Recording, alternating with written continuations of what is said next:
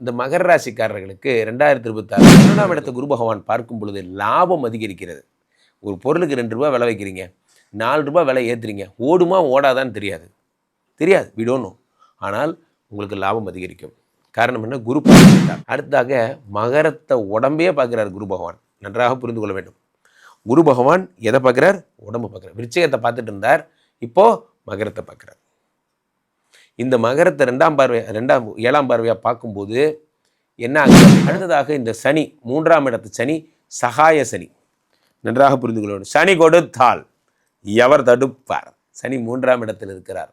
சனி அள்ளி கொடுக்க போகிறார்.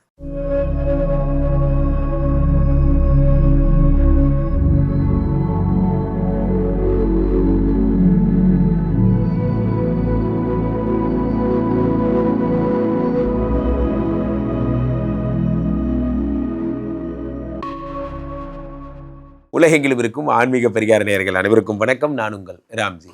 என் மனதிற்கு மிகவும் இனிய மகர ராசிக்காரர்களே, மகர ராசிக்காரர்கள்னால் எனக்கு ரொம்ப பிடிக்கும். மகர ராசிக்காரர்களோடு நான் வாழ்ந்திருக்கிறேன். மகர ராசிக்காரர்கள் நான் பார்க்கிறேன். ஒரு 20-30 வருஷமாக மகர ராசிக்காரர்கள் வாழ்க்கையில் என்னெல்லாம் நடந்ததுன்னு என்னால் லிஸ்ட் அவுட் பண்ண முடியும். என்னெல்லாம் நடந்ததுன்னு என்னால் சொல்ல முடியும். ஏன்னா இவங்களுடைய திடீரெனா ஒரு 10-20 வருஷமாக இந்த விருச்சிக ராசி, கடகராசி, கும்பராசி, மகர ராசி, மேட்ச ராசி, இவங்க கூடயே நான் ட்ராவல் பண்ணுறேன். அவ்வகையில் ஒவ்வொருத்தர் கதையும் எனக்கு தெரியும். இந்த மகர ராசிக்காரர்களுக்கு 2026 என்ன நடக்க போகுது? மின்னலே மின்னலே அந்த மாதிரி தான். 7ஆம் இடத்துல குரு பகவான் உச்சம் பெறப்போகிறார். மகர ராசிக்காரர்களுக்கு காதல் வரப்போகிறது. மகர ராசிக்காரர்களுக்கு கல்யாணம் நடக்க போகுது.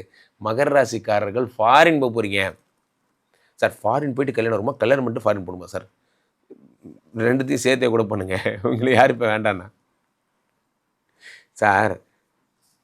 நிறைய பேர் எனக்கு தெரிஞ்ச என் நண்பர் ஒருத்தர் ஆப்பிரிக்காவில் போயிட்டு உகாண்டாலேருந்து ஒரு பொண்ணை கல்யாணம் பண்ணி கூட்டுட்டார். அந்த ஊர் பொண்ணை. யாருக்கு காதல் எங்கே ஊருன்னு யாருக்கு தெரியும் சார்? நமக்கு தான் சார் அவங்கள பார்த்தா என்னவோ ஆள் மாதிரி இருக்குது. அவங்க கண்ணுக்கு அவள் தேவதை சார். அப்படி ஃப்ரீயாக விடுங்க.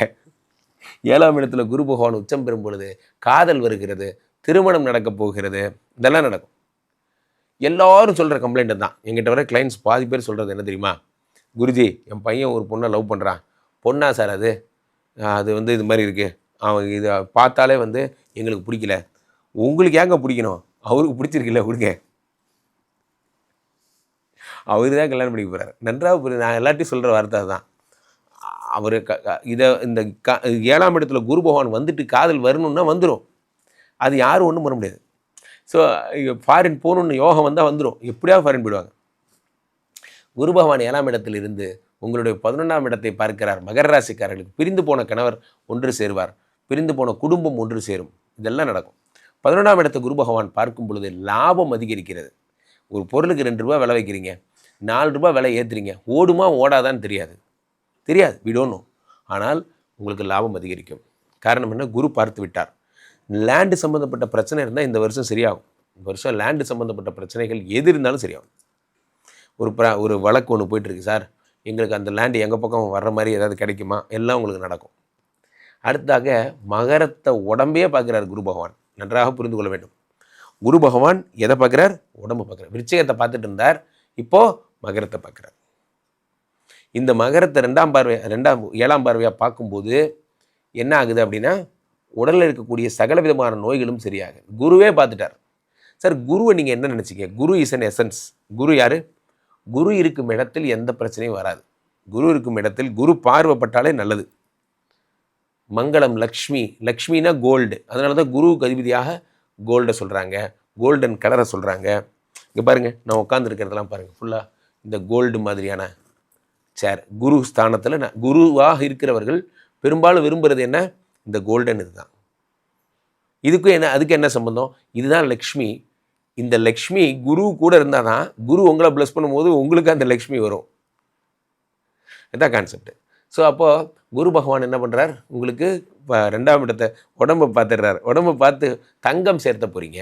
தங்கம். மகர ராசிக்காரர்கள் எங்கே சார் தங்கம் சேர்த்துறது? என் வீட்டுக்காரருக்கு இப்போ தான் போனஸ்லாம் வந்தது. பழைய காசு எல்லாத்தையும் கையில் இருக்கிறது எல்லாத்தையும் கழித்து சேவிங்ஸ் எல்லாம் வழித்து எடுத்து பார்க்குறேன். 5 லட்ச ரூபா தான் சார் வந்தது. நேராக போனோம் சார். 3.5 பவுன் வாங்கிட்டு வந்துகிட்டே இருந்தோம் சார். அம்மாரா பாரத்துக்கு என்னாச்சு, ஏன் இந்த மாதிரி ஆச்சு, 3.5 பவுன் தான் வாங்க முடிஞ்சது சார். உண்மையை சொல்ல போனால் நண்பர்களே, இன்றைக்கி வந்து 30 பவுன் நீங்கள் வச்சுருக்கீங்கன்னா 30 லட்ச ரூபா வீட்டை கழுத்தில் போட்டு சுற்றிட்டு இருக்கீங்கன்னு அர்த்தம். சாதாரண விஷயம் கிடையாது. ஏதோ ஒரு படத்தில், அந்த சிங்கம் படத்தில் மனோரமா கேட்பா, என்ன சொல்லுவாங்க சொல்லுங்கள், என்ன கழுத்துலையேவாம்மா 2 ஏக்கர் நிலத்தை போட்டு சுற்றிட்டு இருந்த அப்படிங்கிற மாதிரி. நீங்கள் ஒரு 5 லட்ச ரூபா ஒரு 5 பவுன் செயின் போட்டவங்களாம் இன்றைக்கி மிகப்பெரிய ஆள். ஏன்னா கிட்டத்தட்ட 5 to 6 lakhs பர்சனல் லோனை கழுத்தில் போட்டு சுற்றிட்டு இருக்கார் அவர். இது எங்கே போய் முடிய போதோ. நான் கடவுள்கிட்ட வேண்டிக்கிறதெல்லாம் ஒன்று தான், திடீர்னு இந்த 13,000 15,000 கோல்டெல்லாம் செல்லாதுன்னு சொல்லிடாதீங்கப்பா. அந்த மாதிரி தான். அப்போ மகர ராசிக்காரர்களுக்கு உடம்பை வந்து குரு பார்க்கிறார். உடம்பை குரு பார்க்கும்போது என்ன ஆகுது, உடலில் இருக்கக்கூடிய நோய்கள் எல்லாம் சரியாகிறது. அடுத்ததாக இந்த சனி, 3ஆம் இடத்து சனி, சகாய சனி. நன்றாக புரிந்து கொள்ளணும். சனி கொடுத்தால் எவர் தடுப்பார்? சனி 3ஆம் இடத்தில் இருக்கிறார். சனி அள்ளி கொடுக்க போகிறார். என்ன 3, 4, 5 பார்க்கிறார். மகர ராசிக்காரர்களுக்கு அடுத்து இந்த வருஷம் நிச்சயம் குழந்தை பிறக்கும். மகர ராசி யாரெல்லாம் குழந்தை இல்லாமல் கஷ்டப்படுறீங்களோ அவர்களுக்கு இந்த சகாய சனின்னு பேர். 3ஆம் இடத்து சனி சகாய சனின்னு பேர். குழந்தை பிறக்கும். 5ஆம் இடம் என்பது சொத்து சேர்க்கும். ஏற்கனவே சொன்னேன், சொத்து சேர்க்கின்ற அமைப்பு, சொத்தில் இருக்க பிரச்சனைகள் எல்லாம் சரியாகும். சில பேர் வக்கீல்லாம் பார்த்துருக்கேன், அவங்களாம் பார்த்தீங்கன்னா வெறும் லிட்டிகேஷன் ப்ராப்பர்ட்டியாக எடுத்து பண்ணுவாங்க. லிட்டிகேஷன் ஒரு 850 ஸ்கொயர் ஃபீட் கம்மியாக இருக்குது, 200 ஸ்கொயர் ஃபீட் கம்மியாக இருக்குது, இந்த இடத்த மூவ் பண்ணால் இவ்வளோ கிடைக்கும். அது அவங்களுக்கு ரொம்ப சிறப்பு. நிறைய வழக்குகளை ஜெயிக்க போகிறீங்க, நிறைய வழக்குகள் ஜெயிப்பீங்க. லிட்டிகேஷன் தொடர்றவங்கெல்லாம் ரொம்ப அருமையாக ஜெயிப்பீங்க.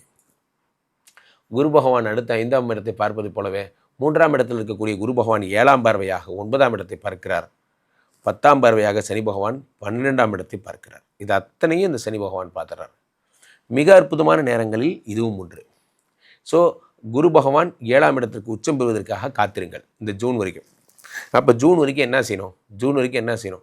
12 கூடிய குரு பகவான் 6ஆம் இடத்தில் மறைந்து விபரீத ராஜயோகத்தை உண்டாக்கியதால் இந்த ஜூன் வரைக்கும் நீங்கள் பண்ண வேண்டிய ஒரே விஷயம், பழைய நகை அடமானம் வச்சு அதை ஃபோக்கஸ் பண்ணி மீட்டுங்க. பழைய நகை அடமானம் வச்சுருந்தா அதை ஃபோக்கஸ் பண்ணி மீட்டுங்க. அதுதான் மிகப்பெரிய விஷயம், மிக தேவையான விஷயம். அது மேண்டட்டரி டு டூ. அதை தயவுசெய்து அதை பண்ணுங்கள், மேண்டட்டரி பண்ணுங்கள். அப்போது இந்த நகையை அடமானம், ஒன்ஸ் நகை உங்கள் கைக்கு வந்துடுச்சிட்டாலே உங்களுக்கு லக்ஷ்மி கூட வந்துட்ட மாதிரி. காரணம் என்ன அப்படின்னா, குரு பகவானுக்கும் நகைக்கும் ஒரு வித்தியாசம் கிடையாது, ரெண்டு ஒன்று தான்.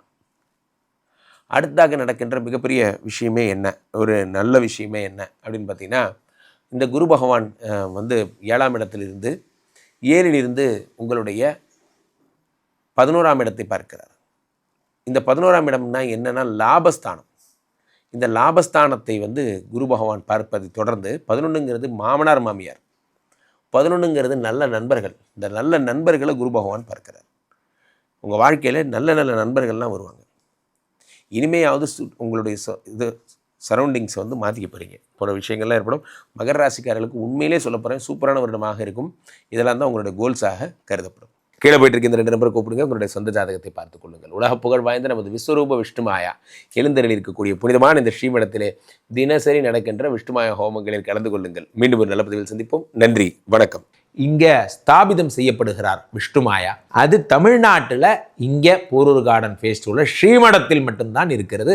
வேற எங்கேயும் இவருக்கு ஆலயங்கள் கிடையாது. நம்மளுடைய வேலை இல்லை, குழந்தை இல்லை, நமக்குடைய எதிர்காலம் கேள்விக்குறியாக இருக்குது, கள்ள தொடர்பு, ஏமாற்றம், துரோகம் போன்ற பிரச்சனைகளுக்காக ஸ்பெசிஃபிக்காக பண்ணுற ஒரு ஹோமம்.